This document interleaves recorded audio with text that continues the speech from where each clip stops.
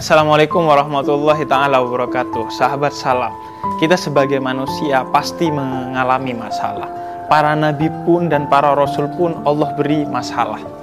Yang pertama yang harus kita pegang ketika kita galau akan masalah kita, pertama bahwa yang paling besar kita miliki adalah Allah Subhanahu wa ta'ala.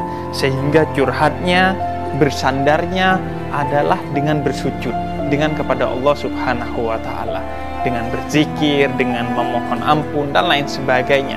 Jadikan Allah sebagai tempat curhat kita yang teragung, karena hanya Allah lah yang bisa memperbaiki keadaan kita.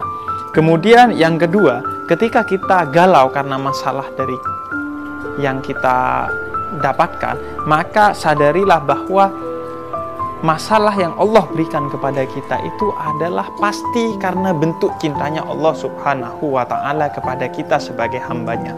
Yang pertama, kalau masalah itu karena ada dalam diri kita keburukan, maka masalah itu adalah cara Allah untuk memperbaiki apa yang buruk dalam diri kita. Kita diberi masalah oleh Allah agar kita kembali ke jalannya Allah Subhanahu wa ta'ala. Misalnya kita kaya, kemudian karena kekayaan kita sombong, maka Allah kasih masalah dengan pekerjaan kita semakin turun, sehingga kekayaan kita semakin berkurang, untuk menyadarkan.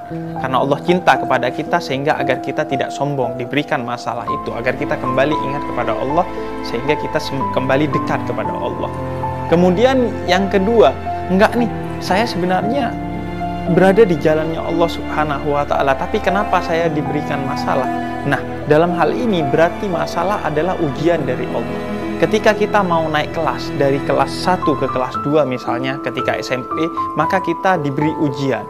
Begitu juga orang-orang yang beriman, ketika mereka mau ditingkatkan derajatnya oleh Allah, maka dia diberi ujian oleh Allah ketika hendak ditingkatkan derajatnya di sisi Allah. Maka masalah itu adalah bagian dari cintanya Allah untuk memperdekat hubungan kita dengan Allah Subhanahu wa ta'ala. Oleh karena itu kita dapati para wali, orang-orang yang dekat dengan Allah, bahkan mulai sedih ketika mereka dalam jangka waktu yang cukup lama tidak diberikan masalah oleh Allah.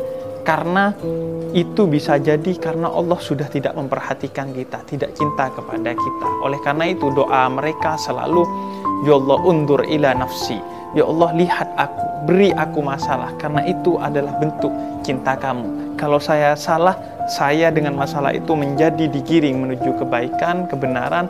Dan kalau saya sudah benar, dengan masalah itu saya ditingkatkan tingkatan saya di sisi Allah Subhanahu wa ta'ala. Assalamualaikum warahmatullahi ta'ala wabarakatuh.